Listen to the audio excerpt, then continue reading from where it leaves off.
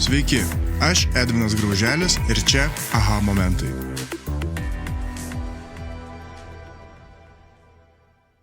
Šiandien sveikinuosi su nauju pašnekovu. Ir prieš pristatydamas jį noriu trumpai pasidžiaugti, kad šiandien yra 10 serija. Tai reiškia, prieš pavasario sesiją mūsų kaip ir pasibaigė ir išeisim į trumpas atostogas ir rudenį sugrįšim su naujais svečiais, naujomis įmonėmis, naujais brandais. O tuo tarpu, kaip ir minėjau, 10 serija, mano labai geras draugas, prieš mane sėdi čia, šiek tiek matau, nerimauja lengvai, tai yra Rokas Račkauskas. UAB Skandun bendrasavininkas, šaulys, laido riteris, baikeris, gotikinės kultūros propaguotojas bei šaunus tėvas. Sveikas, Rokai. Sveiki. Kaip tu laikais? Normaliai. Kas būtų normaliai? Kad truputį ir blogai, ir truputį ir gerai. Tai va ir gaunasi per viduriuką. Normaliai. Praplės šiek tiek daugiau. Apie ką tau šiandien? Nežinau. Manau, kad mes apie visą šitą įsišnekėsime eigoj, nes čia turbūt labiausiai susiję yra su darbu gal. Bet ir šiaip aš esu pakankamai įsijautęs tiek į politinį gyvenimą, tiek į Ukrainą ir panašiai visą tą situaciją, todėl labai daug veiksnių, kurie įtampos darbe, karas ir tiek dabartiniai reikalai, kurie vyksta vyriausybėje irgi. Viskas mane tampo į visas pusės, tai todėl normaliai. Ok, supratau, ačiū labai. Tai Rokai, teisingai tu sakai, iš tikrųjų judėsim pagrindė per tavo įmonę, per Skanduną, per, sakyčiau, labai ryškę Alytaus įmonę, kuri veikia ir kultūriniam gyvenime, bent kiek aš esu pastebėjęs, būtent Alytaus mieste, nes Skandunas yra įsikūręs Alytuje. Tai pas Rokas irgi pas mus čia į Kauno studiją atvažiavo iš Alytaus. Ir kokia istorija Skanduno? Tau, tiksliau, kokia ta istorija tau? Man istorija kokia, net nežinau, ar pradėt nuo labai labai toli, ar pradėt nuo vidutiniškai toli. Taip. Nuo labai labai toli. Tai visa pradžia buvo tas, kad aš tiesiog prieš berods 7 gal, aš su datom pas mane buvo sunkiai, nes aš klaidžiosiu metais ten pirmin atgal, bet grubiai prieš kažkur 7 metus aš grįžau iš Vilniaus į Alytų gyvent. Ir įsidarbinau tokioj įmonėj vienoj, kuri sportinę aprangą gamina. Viena didesnių. Alytuje yra 2 didelės labai įmonės, tai vienoje iš tų įsidarbinau. Ir žodžiu, ten pradėjau visiškai nieko nesuprasdamas, nieko nežinodamas apie patį gamybos procesą, kaip tie sportiniai rūbai gaminasi, ten su kuo jie valgom ir panašiai. Tai įsidarbinau spausdintoju ir tiesiog iš savo pavadinkim, natūros, aš mėgstu labai, bet kur bedirbčiau, mėgstu gilintis labai į viską ir suprasti visą procesą nuo pradžios iki galo. Tai tą pačioje įmonėje, kai dirbau, tai būdamas spausdintoju vis tiek lįsdavau visus skyrius laisvų laiku, žiūrėdavau kaip siuva, kodėl siuva, kuo siuva, žiūrėdavau kuo kerpa, kas kerpa, žodžiu viską nuo A iki Z domėjausi. Ir smalsus buvai. Jo. Ir tada pradėjau kilti karjeros laipteliais to įmonėj. Galiausiai tapau dizaino skyriaus vadovu. Ir buvo ir toliau labai įdomu, bet galiausiai gavosi taip, kad atsirėmiau į tokią vietą, kur tiesiog direktorius jau nebeleido niekur savęs, nežinau, išreikšti, pavadinkim, nes visos idėjos, kurias turėjau aš ir dar porą kolegų, kurie buvo priimti realiai vos ne tokiu pagrindu, kad modernizuoti įmonę, nes kai tik tai pradėjom dirbti, dar ten viskas vyko ant lapų su tušinukais rašom, ten žodžiu buvo labai viduramžiai, pavadinkim, ir mes tą visą, kiek visi 3 tenais modernizavom, perėjom prie skaitmenos. Ir tobulinom ir galiausiai pasidarė taip, kad nauji patobulinimai reikalavo žmogiškų resursų, laiko ir pinigų, aišku, daugiau, o senbuviai darbuotojai, kurie ten dirbo po 10 su virš metų, jau buvo tiesiog jie nenorėjo nieko keisti, nes tiesiog tingėjo mokytis ir panašiai. Klasika, žanro klasika, taip. Jo.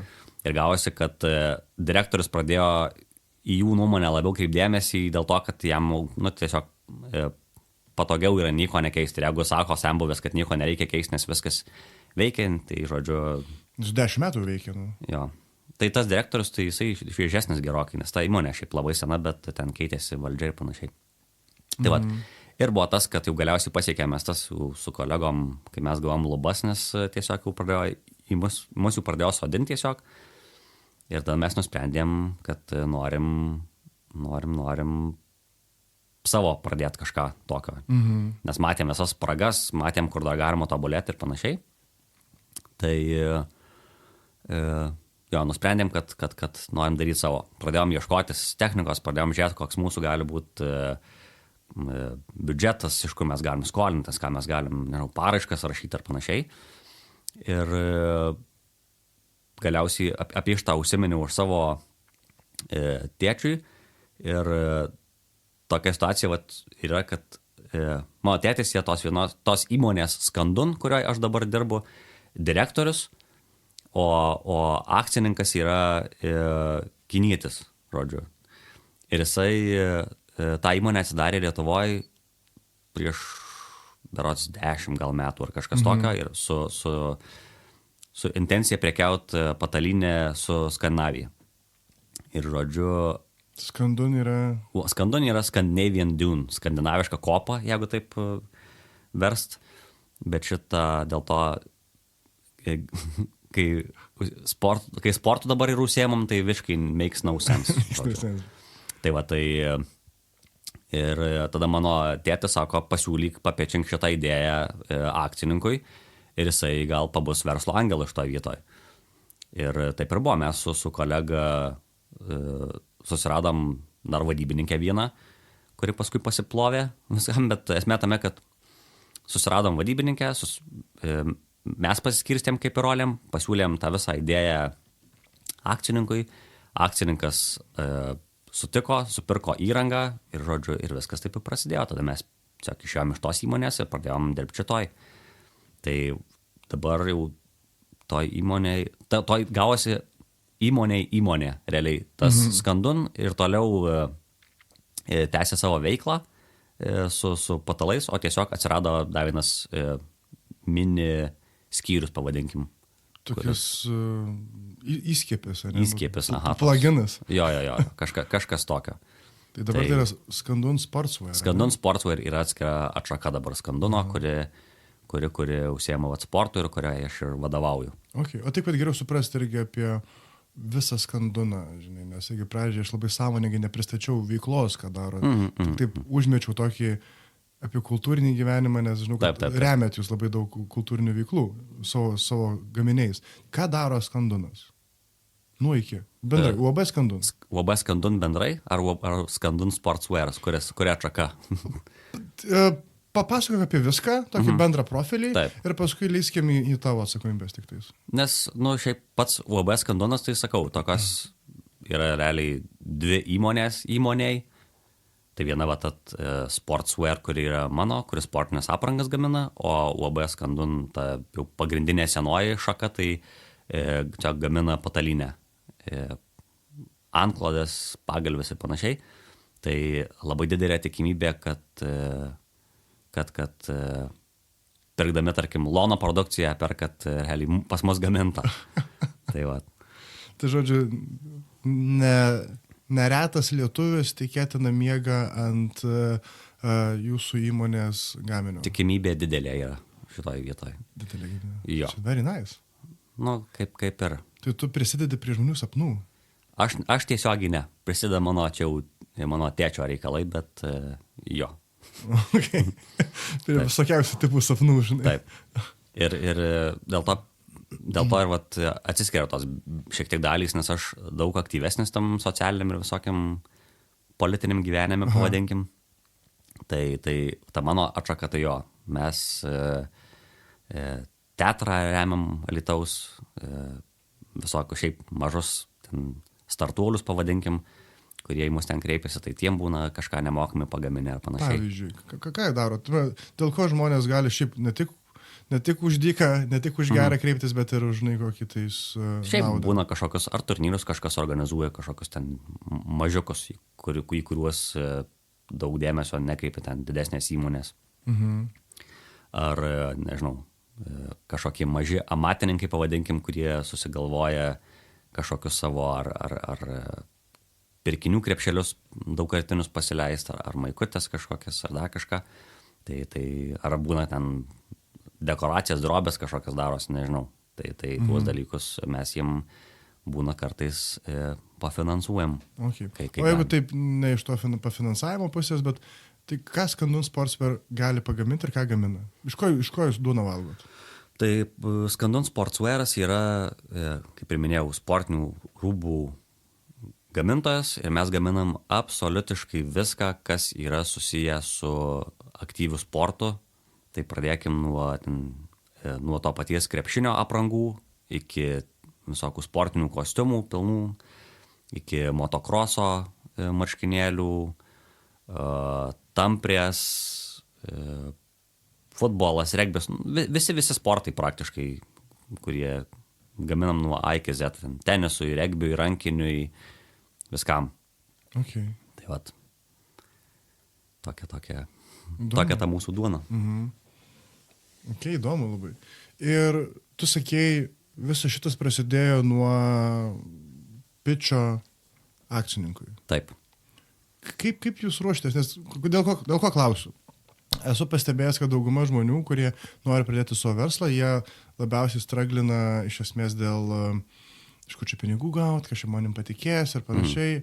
Tai, žinai, klausant tavęs, iš esmės atrodo, kad sąlyginai, tėtis sako, ateik čia pas mano, žinai, akcininkas, iš esmės tą daro. Bet nepaisant to, vis tiek buvo, kažkas vyko tavo galvoje, žinai. Tavo ar to partnerio. Taip, tas ir buvo, kad aš suakumuliavau nemažą žinių bagažą visos grandinės ir mano kolega tų pačių, dirbdami toj didelėj įmonėj. Ir mes tiesiog viską sukondensavom į tokį kaip ir idėją, pavadinkim. Ir tada skaičiavom atsiperkamumus, kiek čia mums reikėtų ko gaminti, kokiam kainom, pas ką siūtumėmės ir panašiai viską. Ir esmė tame, kad čia buvo du dalykai. Pirmas dalykas, kad tiesiog mano tėtis jau buvo užsirekomendavęs ir įgavęs pasitikėjimą didelį akcininko. Ir kitas dalykas, kad tas akcininkas, jisai yra, kaip aš suprantu, labai azartiškas, pavadinkim, ir jam tiesiog... Oportunistas būtų. Oportunistas ir jam buvo tiesiog įdomu. Jisai pamatė tam visam... Mes pateikėm visus tuos mūsų skaičiavimus, atsiperkamumus, visus tuos dalykus. Jisai pasvarstė, žodžiu, ir turbūt ne kiek iš finansinės naudos, kiek iš sportinio intereso mums uždegė žalią šviesą. Ir sąlyginai supirko labai brangią techniką pramoninę, kur tokia įranga, su kokia mes dirbom toj kitoj didelėj įmonėj. Tai, žodžiu, čia toksai šansas vieną kartą gyvenime papuola žmonėm. Čia man kaip aklai vištai grūdas buvo šitas visas reikalas. Ir esmė tame, kad dabar jau po 5 ar 6 metų, kai aš jau dirbu šičia, tai supratau, kad visas tas mūsų skaičiavimas, visi tie dalykai, ką mes ten skaičiavom, ką mes pičinom, buvo toks briedas žiaurus, kad eina savo ten, nežinau, šakė man vandens rašytų, čia dar pakankamai aišku gal būtų, nes mes ten buvo, tragedija, ten buvo grinai, kaip aš dabar suprantu, akcininko tiesiog sportinis interesas labiau, kuris man dar tuo metu nežinant ir smarkiai besidžiaugiant, kad gavom žalią šviesą, aš ten vos plaukų nuo galvos nesiroviau. Labai džiaugiausi, bet iš tikrųjų tai čia tuo metu į tokį įsivėriau dalyką, kur vaikeli. Tai žodžiu, tas neįtikėtinas naivumas ir milžiniškas ego, kur galvoji, kad viską supranti, viską žinai, kaip čia viskas vyks, čia dabar tik tais susitempiam techniką ir viskas eis kaip per sviestą. Tai, kad taip nebuvo, čia yra labai labai švelniai pasakyta. Tai, sakau, prireikė man realiai kokių, 4 metų grubiai, kad susidėliot viską galvoj į lentynėlės ir išsikuopt tą visą bardaką, į kurį taip naiviai, žodžiu, iššokom. Tai va. Kokį, jeigu reiktų duoti patarimą kitiems žmonėm, kurie, nežinau, čia verslo planą ruošia, kurie tos paskaičiavimus daro, ne? Gal kitaip paklausiu, kokia buvo tavo, kaip sakai, pagrindinė klaida ruošiantis tam pičiui, kad va dabar darytum kitaip, žinai? Aš net nežinau, kaip su ta pagrindinė klaida. Aš gal labiau tokį tiesiog kaip patarimą, kurį duočiau ir savo, ir pats taip daryčiau, jeigu galėčiau atsukti tą laiką atgal, kaip tada buvo. Tai aš tokiai avantūrai tikrai nesiryščiau. Čia buvo kosmosas. Taip, dabar nebekartotum, ne? Aš kartočiau ėjimą šitą kryptim. Aš tikrai norėčiau rūbus sportinius gaminti ir toliau. Aš tą technologiją suprantu, man labai patinka pats darbas. Tik tai, kad tada aš tiesiog viską reiktų pradėti nuo labai labai mažo mastelio. Nuo to, kaip mes iš tikrųjų ir planavom pradžioje, kad ieškotis kažkokio minimalaus finansavimo, gal kažką per sodrą bandyti, nes per darbo biržą, ne per sodrą. Kažkokius projektus apsimti ar dar kažką ir tiesiog po truputėlį ir tas klaidas ir tuos dalykus, kuriuos aš išgyvenau ir išmokau su tokio biudžeto ir tokią techniką, aš turėjau išmokti su daug mažesnio mastelio įmonė ir patarimas tiesiog toks būtų, kurį sako absoliutiškai turbūt visi verslininkai, tik tai kurio tokie žmonės kaip aš prieš 6 metus neklausom, nes galvoju, kad žinai geriau. Tai tiesiog, taip. Tai tiesiog, kad reikia tikėtis geriausio, o ruoštis blogiausiam. Ir viską pradėti nuo mažo. Jeigu tu nusipirkt mažą printerį, mažą presą, nenerti stačia galva. Jeigu man būtų taip nepasisekę, kad akcininką tokį rastumėm ir būtumėm į tokias sumas įnėrę, ten užstatęs butus ar panašiai, tai aš nežinau, aš dabar benamis būčiau tikriausiai. Tiesiog reikia viską po truputėlį. Net kur ir klausiau praeitus epizodus, tai visi tie žmonės pradeda nuo kažko apčiuopiamo mirtingojo rankom. O aš pradėjau iš karto su tokio pat lygio patirtim kaip visi kiti žmonės, kurie pradeda mažus verslus. Taip aš pradėjau iš karto su didelio verslo įranga ir su tokiom žiniom ir tokiu suvokimu. Dabar jau atsivijau per 5 metus. Jau atsivijau ir jau, bet sakau, truko 5 metai. Ir tie 5 metai buvo žiauriai sunkus, ypač kad realiai metai po mūsų įsikūrimo prasidėjo COVIDas ir per COVIDą buvo uždraustos visos veiklos susijusios su sportu. Tai reiškia, kad mūsų pajamos iš labai labai mažų tapo nuliniam, tiksliau iš viso neigiamam, nes tiesiog algos ir panašiai mokėti reikia, o nuomą ir panašiai, o pajamos nulis, visiškas. Ir tiek iš analitikų ar panašiai, irgi nieks nežinojo, kada čia baigsis, kiek tai tęsis. Ir kai tu turi baisiai brangę įrangą, žmonės ir jokio darbo ir net nežinai, kada jo bus, tai toks įdomus galvos skausmas buvo. Tik tai, kad tada čia buvo pati pradžia kurioje optimizmo dar buvo taip smarkiai persemta galva, kad savo kažkaip skaudėjo kažkaip galvą dėl to, bet nebuvo kažkaip baisu. Jeigu dabar taip nutiktų, būtų daug sudėtingiau, nes dabar jau gerokai viskas yra stabilizavęs ir mano optimizmas ir jau pradėjau realybę matyti, o ne kažkokias tais vizijas, pavadinkim. Bet gal ir gerai, žinai, kad tuo metu įvyko. Kad tuo metu tai labai gerai, kad taip įvyko, tik tai, kad savo toks iššūkis, kur lygiai vietoje, kur nesitikėtum, kad pradedi sporto rūbų gamybos verslą ir tau tiesiog išjungia visus kranus. Tai buvo toks iššūkis. Jo, iššūkis ir panikos buvo biškai. Biškai buvo. Aš žinok, dėl to tave gal ir laikiausi paskutiniai šio sezono serijai, nes kas klauso, tai su Roku mes daug metų pažįstame, esam daug privelnevę tikrai ir ta pati istorija matyti, kaip keitėsi pats žmogus ir kaip verslas keitėsi, aš dėl to norėjau tokiu, sakykim, maksimalę paskutinę seriją padaryti, nes visi daugiau mažiau, visi, žinai, džiaugsmingi, viltingi, žinai, o tu esi jau toj vietoj, kur, Greta gal buvo vienoje vietoje, kur daugų krūtuvėlė, kur irgi tai, realybės atsikando, žinai, faina, smagu, jau matau prasme, bet vis dėlto blemba, tai yra jėgas valgantis, nervus valgantis pasirinkimas, žinai. Ir esmė tame, kad aš toli gražu nenoriu demotyvuoti žmonių nuo verslo pradėjimo ar panašiai. Aš kaip tik verslaukit, kurkit, viskas yra labai šaunu. Tiesiog, sakau,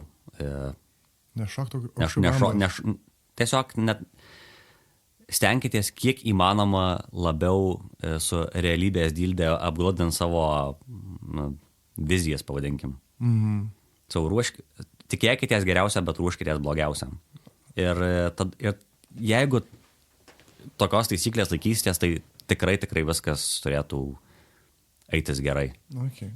Grįžkim tada prie istorijos, gerai? Sakėjai, COVID'as, dar metai. Tai įsteigėt, gavot tą finansavimą, gavot, sakyčiau, kaip pasakėjai, pramoninio lygio. Taip. Tarme, amatininko protui pramoninio lygio įranga. Taip. Gerai taip pasakėjai? Visiškai. Okay. Pramoninio lygio įranga, ir pirmi metai. Ir kas? Aš čia gerai atsimenu, jūs dviese buvot. Taip, turėjom būti tryse. Turėjo būti vadybininkė, su kuria buvo viskas kaip ir sutarta. Bet šitą... Ir jinai jau buvo jinai jau turėjo paruošus ale mums klientus, turėjo ten tų klientų, kurie tik tai laukia, kol čia atsidarys kažkokia nauja įmonė, nes tom kitom įmonėm nusivylę ir panašiai. Ir čia mes kesim, žodžiu, darbuose ir panašiai. Ir mes tokią viltingą gaidelę savo param, o vadybininkė sako, nieko nesako, nebekelia ragelio ir tiesiog padarė puf. Dingau. Ir likom aš ir mano kolega toks, žodžiu, kaip mes vadinam save tepliai mechanikai arba, kažkaip taip tiesiog, nes mes visiškai gamybininkai esam, ne vadybininkai. Nei vienas iš mūsų nesam geri pardavėjai, pavadinkim. Aš gal įgūdžius pardavėjų būt ir turiu, bet mano tiesiog moralinis kompasas man neleidžia to daryti. Aš nemoku žmonėm padlaižiauti ir panašiai, tiesiog man šitą vietą nesiseka. Tai todėl aš negaliu būti pardavėjas. Aha. Ir ir pirmi metai buvo tokie, kad vadybininkės nėra, mes du gamybininkai ir mums reikia klientų rasti. Ir tada prasidėjo ten laikotarpis buvo, nes važinėdavom po Lietuvą visur, ieškodamės kontaktų, nuvažiuojam dviesi tokį, vienas plikas, kitas irgi neaišku, kuo apsirengęs, žodžiu, tokie du buduliai lakstėm po Lietuvą, belsdavomės į mokyklas, į visur, pas direktorius eidavom. Pavyzdžius tragiškus turėjom. Ką sakysim, nesusitarę. Galim susitikimą, tokį pablūdinam, apsikeičiam vizitkiam, viskas baigėsi. Kas toliau? Nu, žodžiu, buvo žiauri tragedija. Mokėtės. Mokėmės žiauriai. Ir vis tik nieko neišmokom. Tai pirmi metai buvo tokie, kur kažką susigraibydom netyčia, kažkas pasirašydavo ten, nežinau, vienu momentu buvo, kad Žalgirio krepšinio komandos Žalgirio Shop kontaktą radom per dalyvaudami mugėjai. Tiesiog jis mūsų susirado ir pradėjom Žalgirio Shopui gaminti marškinėlius. Tai ten buvo toks, wow, nes ten prasidėjo 1000 vienetų. Tai galvom, nu viskas, we made it. Pirmais metais. We made it ir jo, ir baigėsi. Greitai ten, po pusės metų gal. Man atrodo, tas ryšys nutrūko, nes ten kažkaip ten buvo, kad, nu, nes vis dar buvo covidas, man atrodo, gerai atsimenu. Ir ten, žodžio, darėsi dalykai. Tai va, tai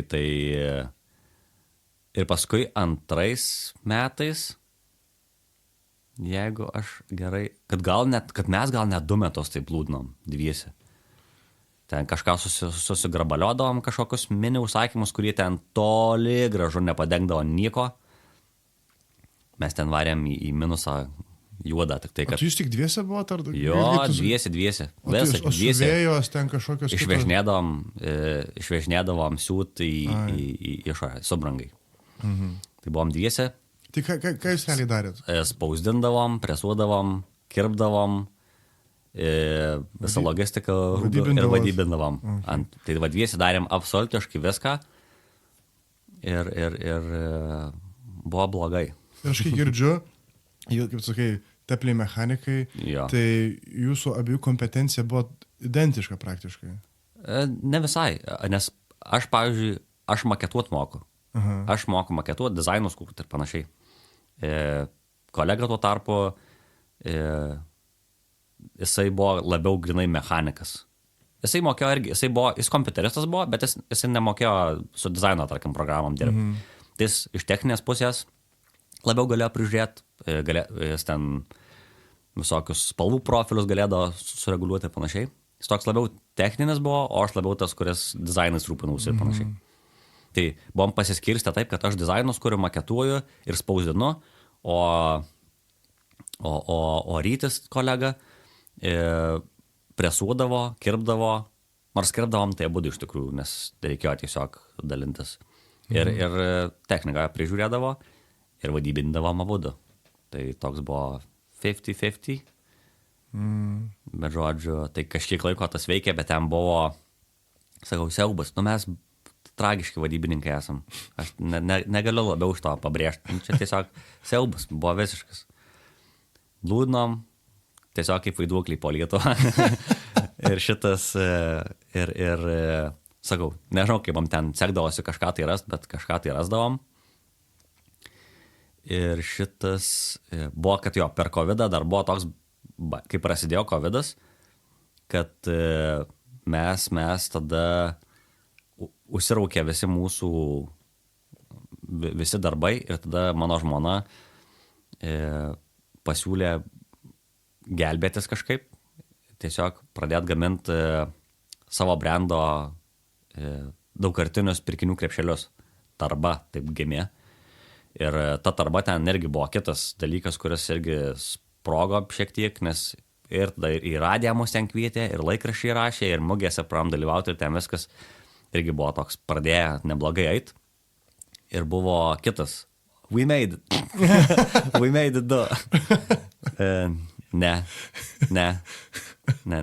We didn't made it.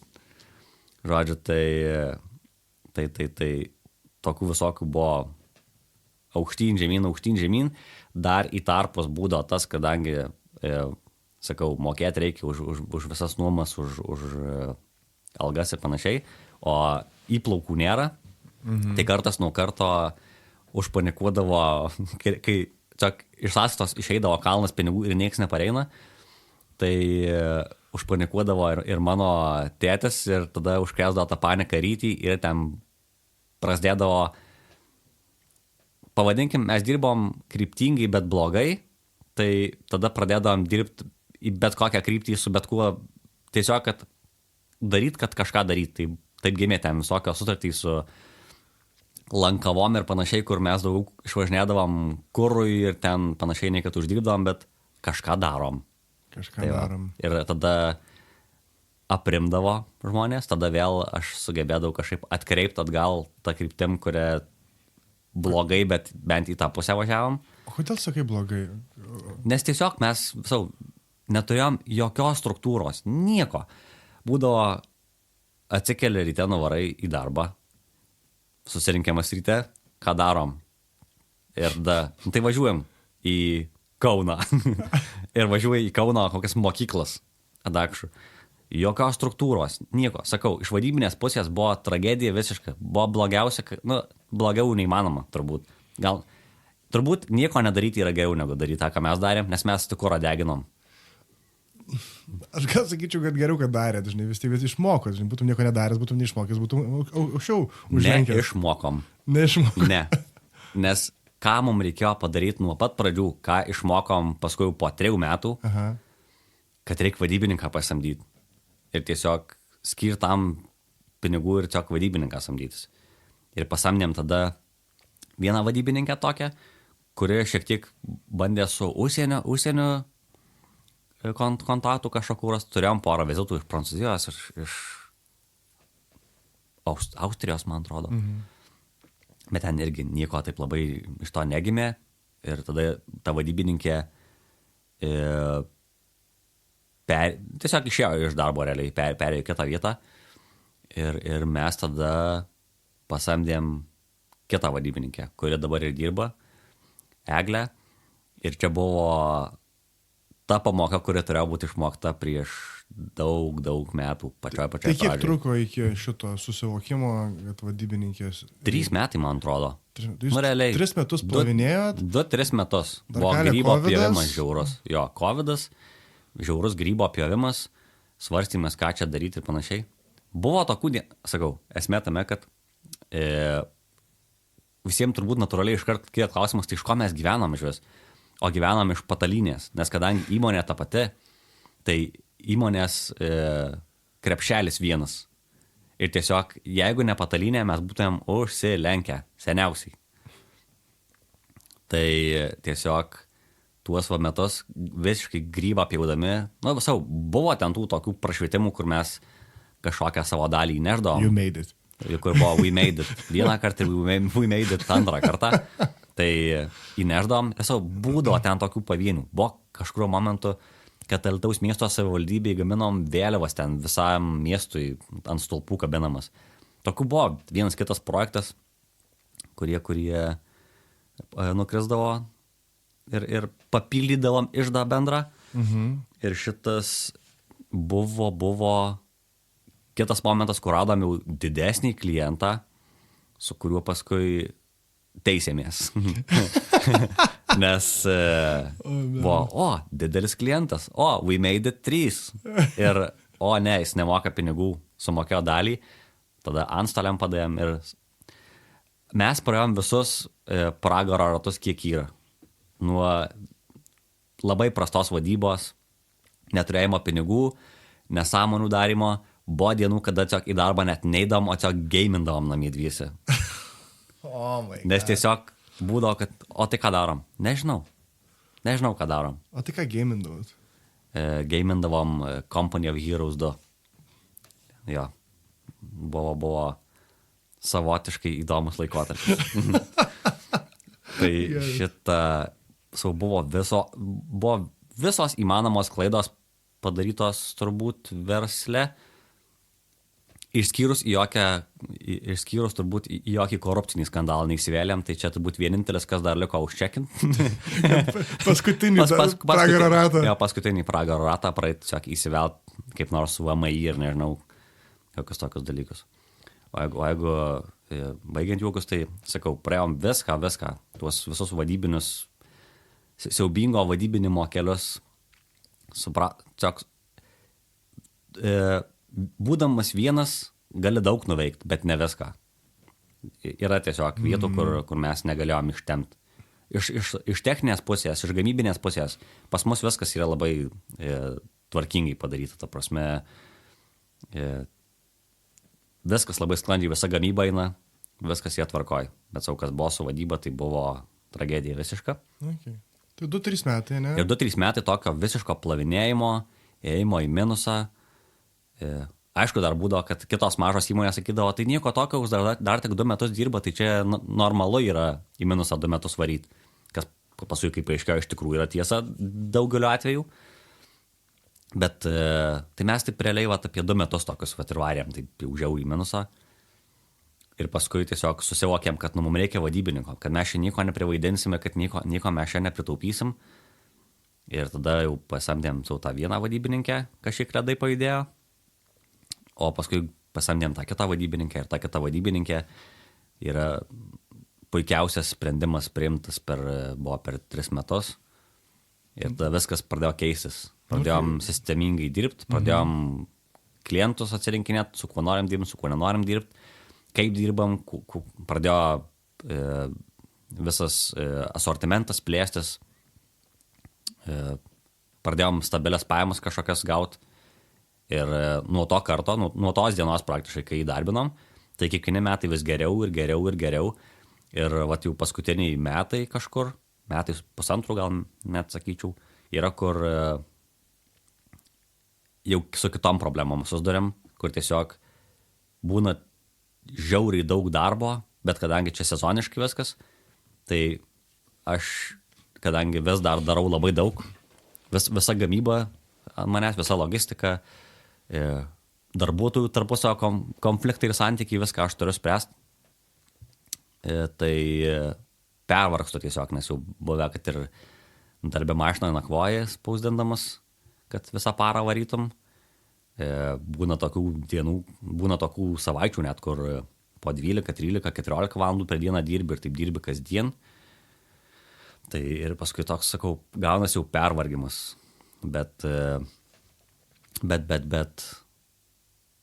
ir čia savo jau šviesa tunelio gale santykinai matosi, nes tiesiog pradėjau stabilėti tam tikri klientai, kurie jau darosi pastovūs, kartojasi ir jau tikriausiai aš taip labai tikiuosi, kad šiais metais jau bus tie metai, kada aš pasamdysiu dar vieną žmogų ir tiesiog krūvį nuo savęs nusiimsiu.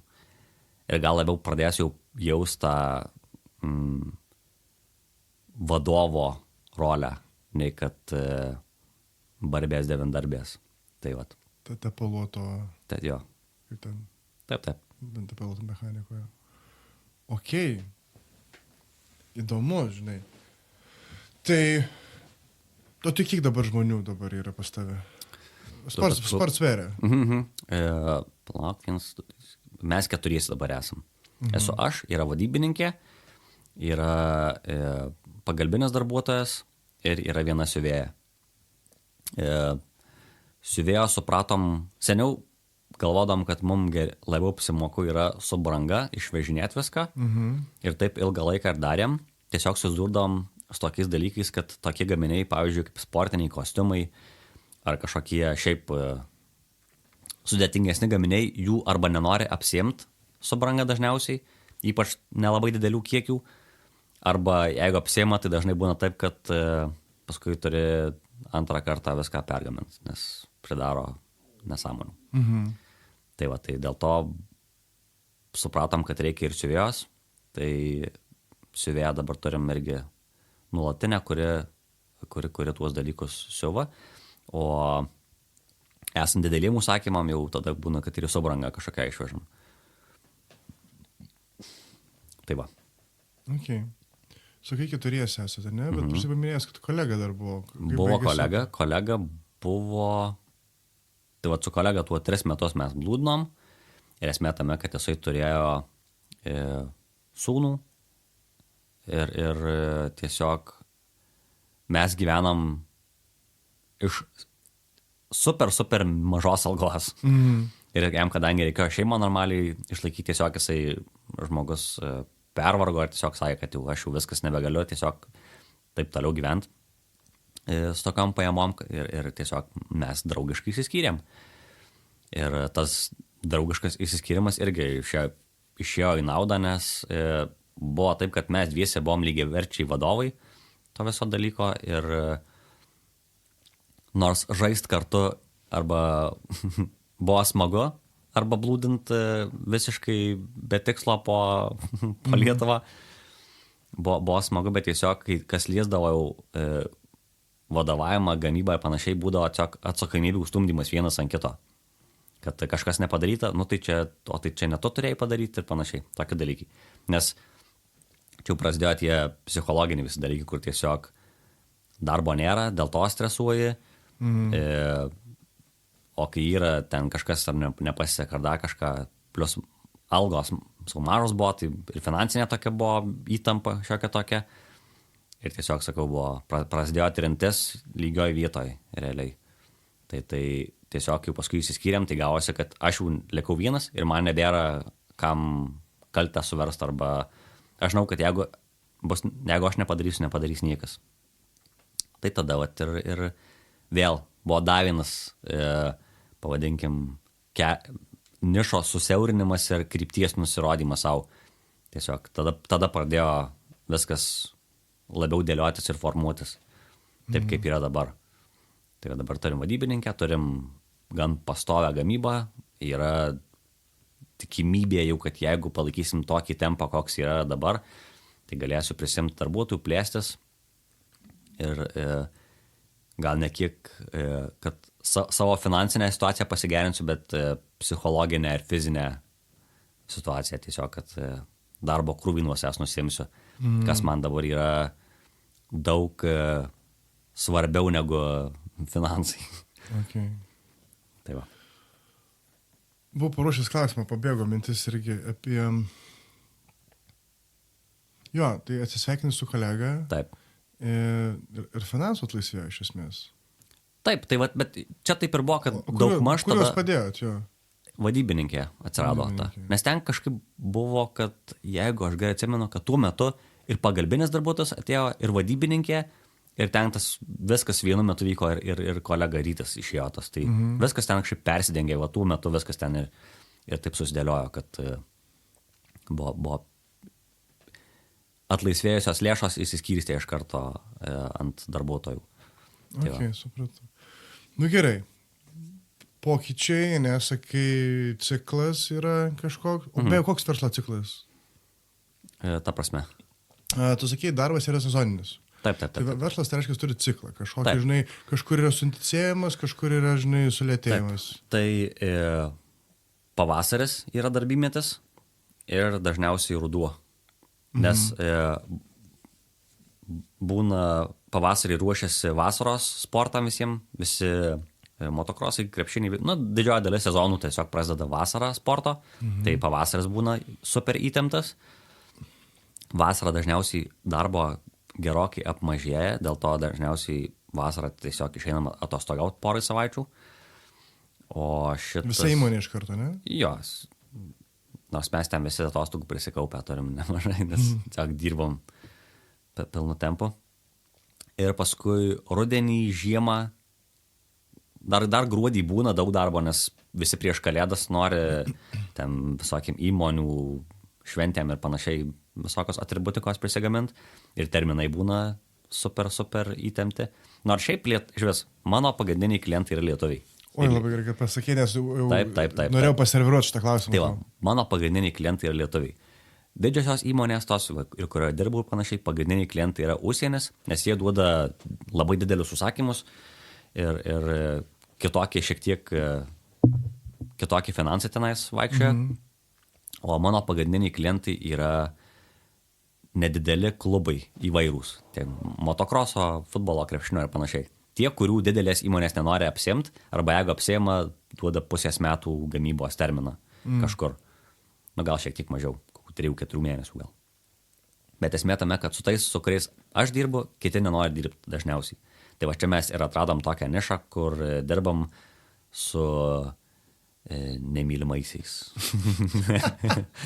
Didelių įmonių nemylimais. Taip. Su visokiais mažais klubais, kurie dažniausiai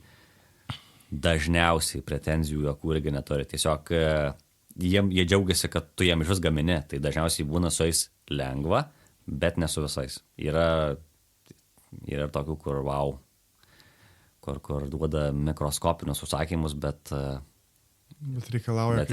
Reikalavimai tai ten, wow, nu žodžiu. Niuansai. Kaip ir visur, niuansai.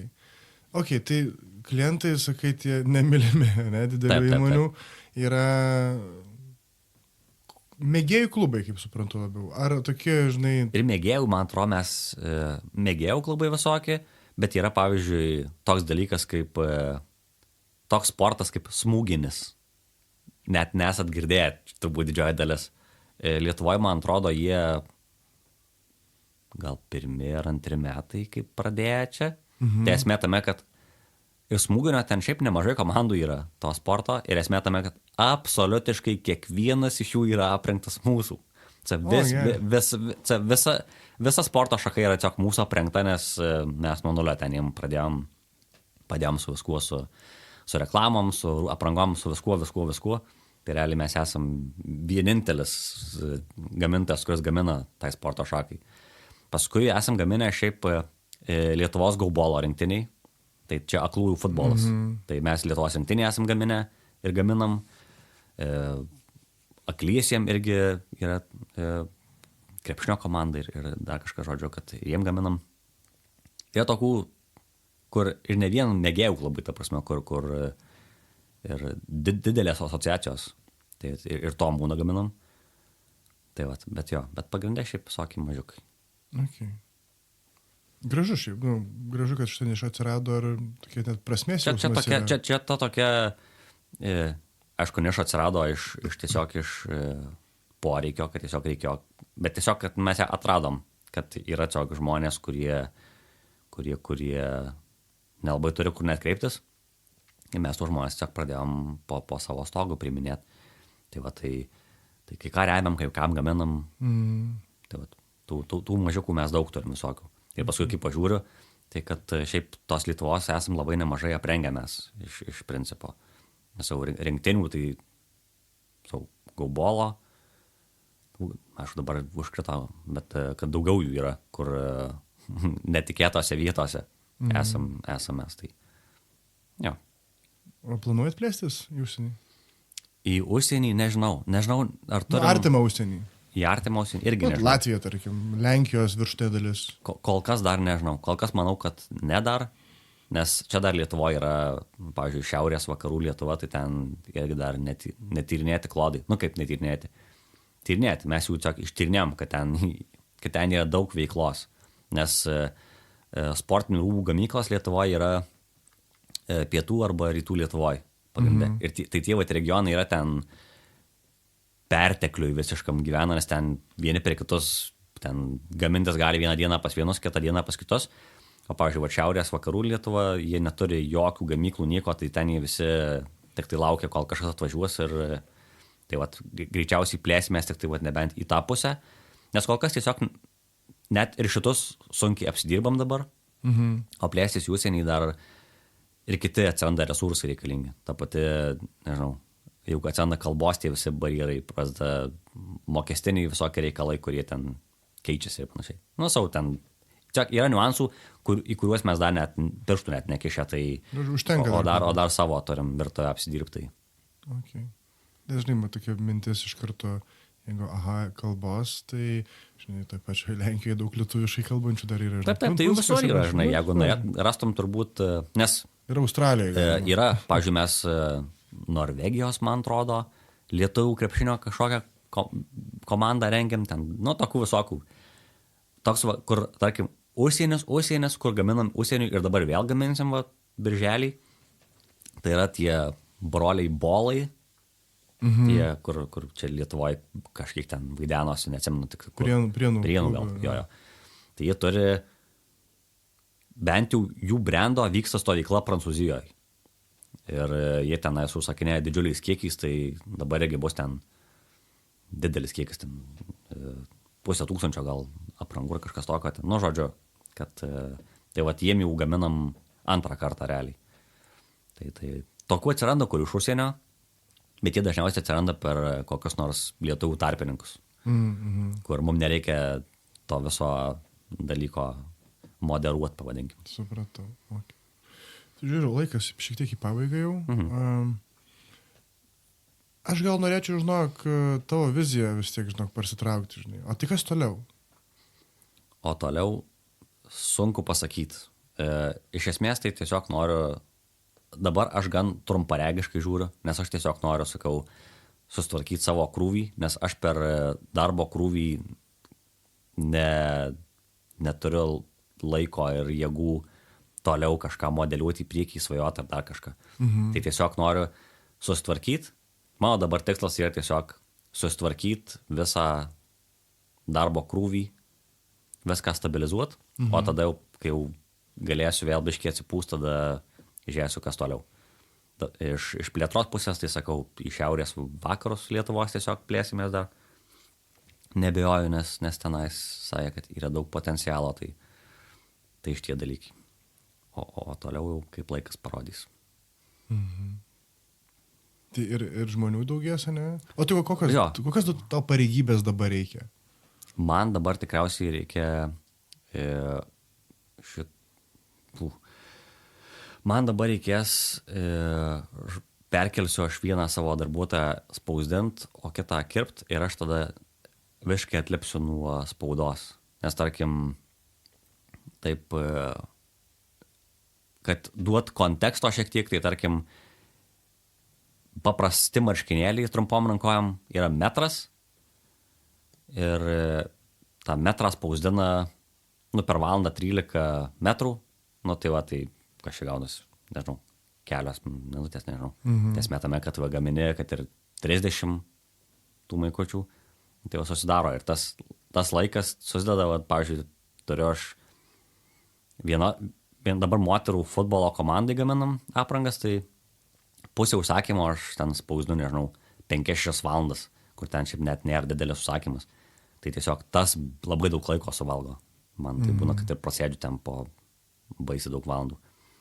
O jeigu kažkas kitas galėtų tą daryti, aš galėčiau tada susižiūrėti likučius, logistiką, visą viduje susitvarkyti, nes dabar didelės dalies aš sužinau, kai jau trūksta kažko. Tai atsivėja ir sako, kad etiketės baigėsi. Tai etiketės tai man savaitę laiko gamins, tai ką dabar man siūlai. Tai va, tai tokių situacijų būna. Toks kuriozas. Jau. Taip. O jeigu reiktų taip išgrynintai pasakyti, apie ką turi tavo verslas? Klausiu dėl to, kad, vis tiek kažkas klausys, gal sumastys pas tave gaminti savo aprangas, gal vystyti kažką, mados liniją. Neus, ta prasme, taip. Kas žino. Tik kaip jiems suprasti, kad tu esi jiems tinkamas? Mes esam, jeigu taip šnekant, manau, kad mes esam tiesiog apie sąžiningumą ir rūpestį kliento atžvilgiu. Nes jeigu aš bijau pameluot, bet per visus šitus metus, kiek dirbam, nesam gal net, man atrodo, pavėlavę kažkam užsakymo terminais ir panašiai. Jeigu kažkokie būna brokai ar dar kažkas, mes visada pergaminam ten, sakau, aš nebandau įrodinėti klientui, kad yra kitaip. Tiesiog aš noriu būti kiek įmanoma sąžiningas ir kad tiek patenkintas klientas būtų, tiek aš.